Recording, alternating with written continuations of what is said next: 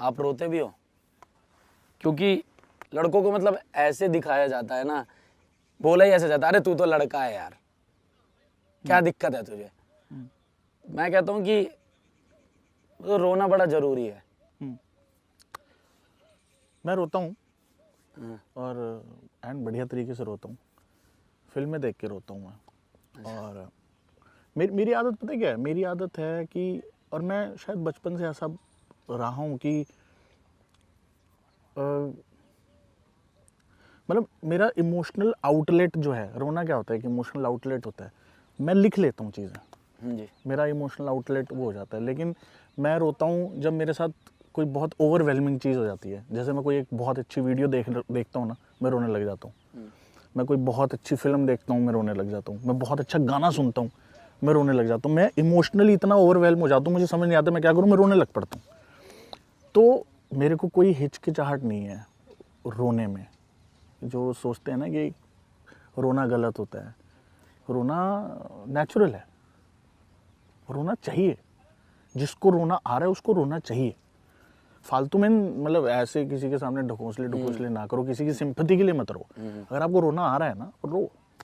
हिचकिचाहट का ऐसा है ना, क्योंकि लड़कों को ऐसा बताया जाता है, अरे यार मजबूत इतना दिखाया जाता है ना समाज में कि यार लड़का है, रोएगा तो मतलब मजाक उड़ेगा। तो उस हिसाब से तो रोना सबसे बड़ी मजबूती है कि मजाक भी उड़ रहा है फिर भी वो मजबूत है इंसान। हाँ। मुझे ऐसा लगता है कि रोना चाहिए। हाँ, मुझे भी यही लगता है। हाँ, जब रोना आए तो रो लो। अमित बढ़ाना के लिए फेलियर क्या है, हार क्या है? आप कभी कभी काम करते वक्त भी हारते हैं, व्यवहार से भी हारते हैं। बहुत सारे तरीके हैं। सिर्फ मेरी हार ये नहीं हो सकती कि आज मैंने वीडियो डाली, उस पे 10 मिलियन व्यूज नहीं आए, तो मेरी सिर्फ यही एक हार नहीं है। मेरी हार और बहुत सारे तरीके से है। मेरी वजह से कोई परेशान भी है तो वो भी एक हार का हिस्सा है। और जीत क्या है? जीत जी हमें ना कभी ऐसे नहीं सिखाया जाता। जैसे हम बचपन में थे, हमें क्या कहा जाता था, अच्छे नंबर आएंगे तो तेरी जीत है। लेकिन मुझे ऐसा लगता है कि अगर हम अपनी वजह से किसी को खुश कर रहे हैं, मोटिवेशन दे रहे हैं, इसमें असली जीत है। अभी मुझे काफ़ी लोग मिलते हैं जो बोलते हैं कि भाई आप सिर्फ एक यूट्यूबर नहीं हो हमारे लिए, आप एक मोटिवेशन हो, आपसे इंस्पिरेशन मिलती है, तो ये मेरी जीत है।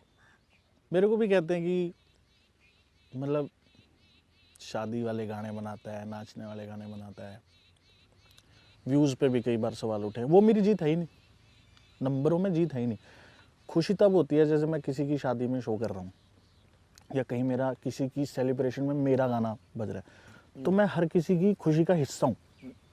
वही होता है ना, जब आप इंस्टाग्राम पर है और किसी ने आपको एक वीडियो बना के भेजी जिसमें डीजे पर 10 लोग नाच रहे हैं, हाँ। ओए होए, हाँ।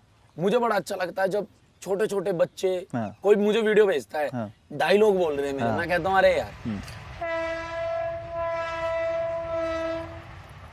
हम मिडिल क्लास फैमिली से, बड़ा सोचने नहीं दिया और कभी आज़ाद नहीं सोचने दिया कि भाई यही करना है भाई।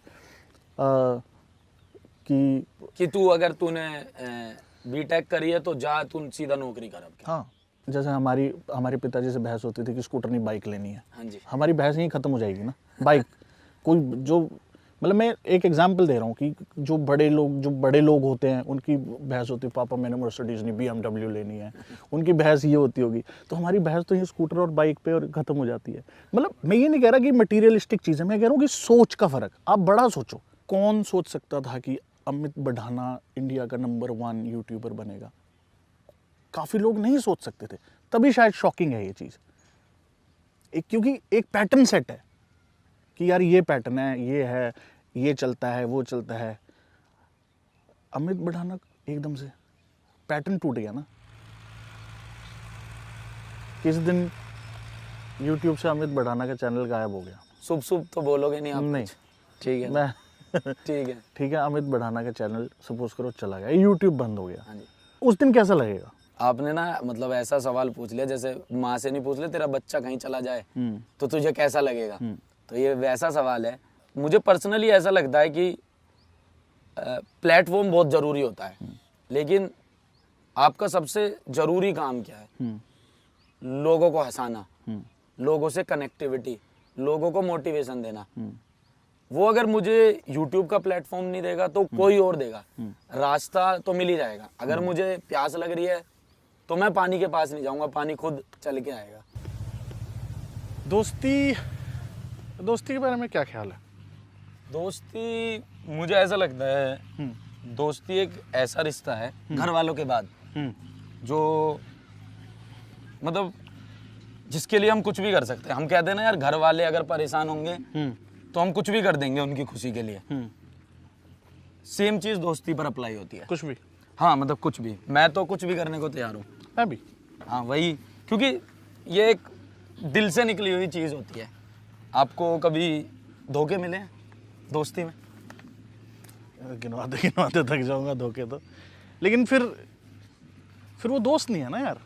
उस एक दोस्त अगर आपका है हाँ। तो वो सुख दुख का साथी है। हाँ। वो आपके साथ अगर सुख में भी खड़ा है तो आपके साथ दुख में भी खड़ा है। और दोस्ती की पहचान ही ऐसे होती है कि यार ये मेरे साथ बुरे वक्त में खड़ा था। और आप पे भी सेम चीज अप्लाई होती है। बिल्कुल। आपके दोस्त का जन्मदिन है, आप उसमें ना पहुंचे, लेकिन अगर वो घर पे किसी वजह से परेशान है तो आप उससे मिलने जरूर पहुंचे। हाँ। ये एक दोस्ती की कीमत होती है। हाँ। जो हमें कई बार कई तरीके से चुकानी पड़ती है, अपना नुकसान करके भी चुकानी पड़ती है, लेकिन दोस्ती है तो होता पता है क्या है, फिर तुम्हारे लिए वो नुकसान मैटर नहीं करता। मतलब तुम वो देखते ही नहीं कि नुकसान है मेरा, तुम फिर उसको एज ड्यूटी समझते हो। स्टैंड लेना जरूर सिखाया, तो वो भी एक चीज़ बहुत मैटर करती है मुझे लगता है। हाँ, क्योंकि मुझे ऐसा लगता है ना, हम ज़्यादातर अपने आप से बहुत बातें करते हैं। तो कुछ भी ऐसा गलत हो रहा होता है ना, तो हमें लगता है यार मुझे तो बोलना है। हाँ। इसको चाहे सब गाली दे रहे हैं, हाँ। लेकिन मुझे इसके लिए बोलना है। क्योंकि मैं जानता हूँ ये गलत नहीं है। हाँ, जो कि मैंने एक्सपीरियंस किया पर्सनली।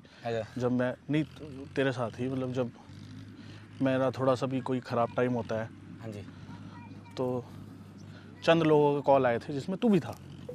हालांकि तेरे को कोई ज़रूरत नहीं थी, तेरा कोई मुद्दा नहीं था किसी चीज़ का। हाँ जी, हाँ जी। लेकिन ये बहुत कम रह गया यार आज के डेट में। आजा आराम से आजा। तेरी रोड है। खींच दे। दिखा शाबाश, दिखा। आई शाबाश, एक कान पकड़ दिया लड़के ने काम। आपका आत्मविश्वास और स्ट्रांग हो जाए। आत्मविश्वास से मुझे गाने की याद आ गई। करेंगे। आपको क्या लगता है कि एक हेटर है वो क्या है और वो क्यों है? एक हेटर की साइकोलॉजी क्या है? उसकी तो जो भी हो, मेरी तो ये है कि मैं तो उसे इग्नोर करता हूँ। कब तक? मुझे लगता है कि कलाकार इस चीज़ को सोचता नहीं है, लेकिन कलाकार को हमेशा ये सोचना चाहिए कि आप हर किसी को खुश नहीं कर सकते। जब आप कुछ भी नहीं थे ना, आप जब एक क्लास के नॉर्मल स्टूडेंट थे, क्लास में 40 बच्चे थे, 30 से आपकी बॉन्डिंग थी, 2-4 ऐसे थे जिससे आपकी बॉन्डिंग नहीं थी, लेकिन तब आप ये नहीं सोचते थे कि यार ये 4 लोग मुझसे क्यों जलते हैं। नहीं, लेकिन अभी हम ये चीज़ें सोचते हैं, क्योंकि कलाकार को आदत हो जाती है यार मेरे चारों तरफ यस मैन रहे, मेरे लिए अच्छी अच्छी बातें करें। हाँ। उस इंसान के बारे में क्या कहोगे जो आपकी वीडियो पे कमेंट करते हैं, देखने से पहले डिसलाइक मार दिया? देखो, इसको हम बदल नहीं सकते भाई। अच्छा।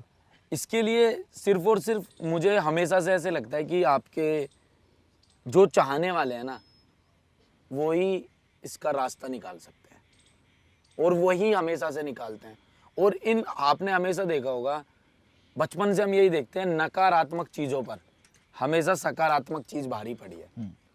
क्रिटिसिज्म और हेट में क्या फ़र्क है कि मैंने अच्छी वीडियो बनाई, आपने कहा अच्छी है, बुरी बनाई तो आपने कहा बुरी है, तो ये क्रिटिसिज्म है। हाँ, बिल्कुल। लेकिन मैंने अक्षय कुमार सर के साथ काम किया, अजय देवगन सर के साथ काम किया, और वो सभी को एक बहुत बड़े नंबर पे वीडियो पसंद भी आई। मुझे दादा साहब फाल्के अवार्ड मिला। तो आपको सिर्फ और सिर्फ उसमें कमी निकालनी है। ये हेट है।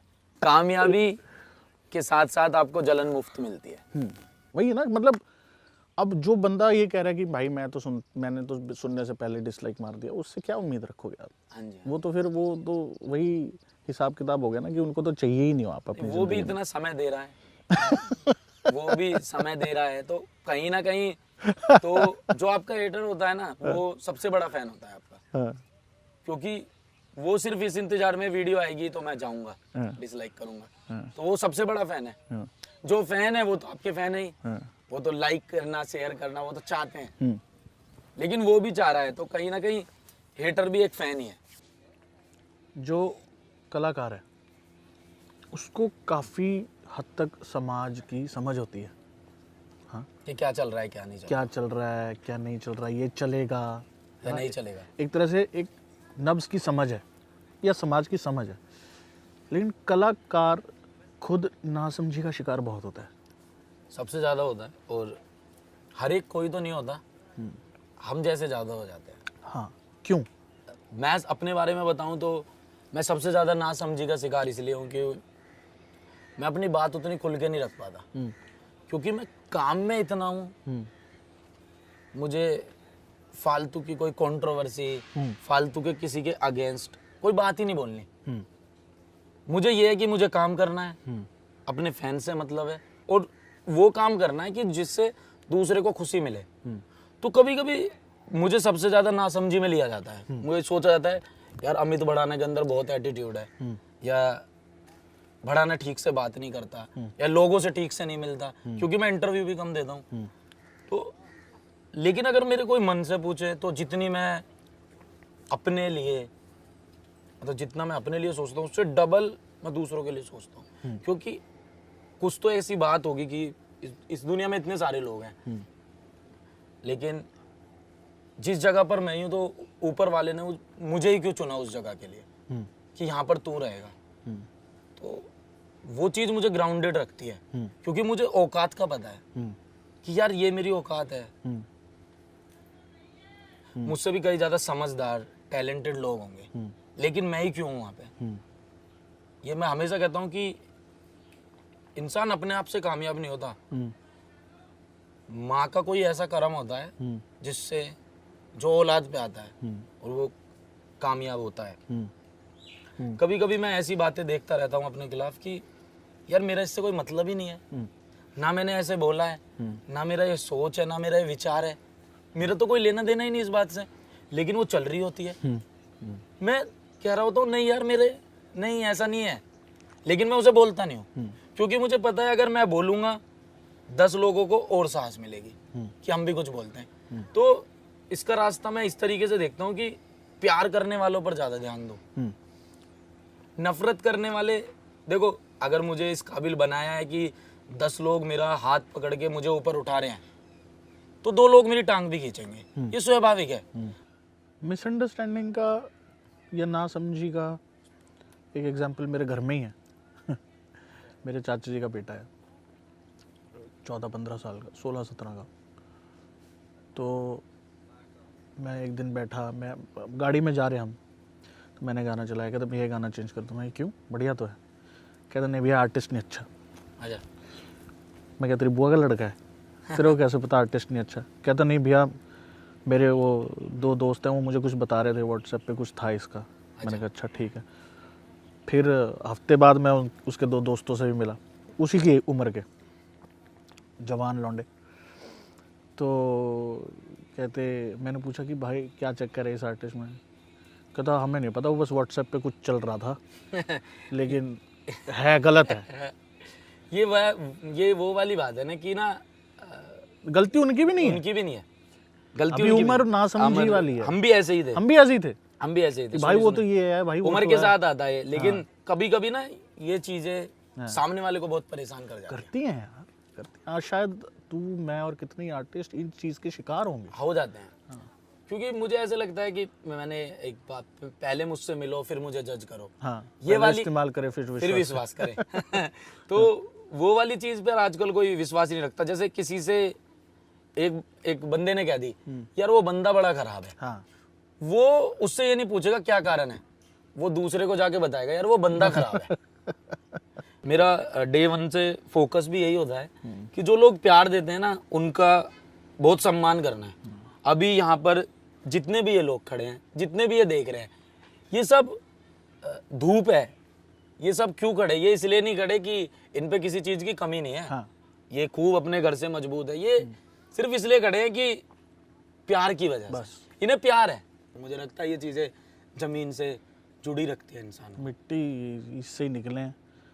मिट्टी की रोटी, मिट्टी की सब्जी, हाँ जी, मिट्टी की हर बात, हाँ जी। मिट्टी मिट्टी मिट्टी मिट्टी मिट्टी मेरी जात। अब छाछ कैसी लगी आपको? चाय कैसी लगी? बहुत मिट्टी जैसी। अच्छा, अब क्या बनवाया है खाने को? दाल है और क्या क्या है भाजी? चटनी, दाल, चटनी, रायता, रायता, आलू गोभी, ग्रेवी नहीं, तरी वाली। ये तो इतना तो पाजी के लिए अकेला काफी है। हमारे लिए क्या बना है? आप बताओ क्या खाओगे? क्या खाना है? मुझे भाव खाने हैं।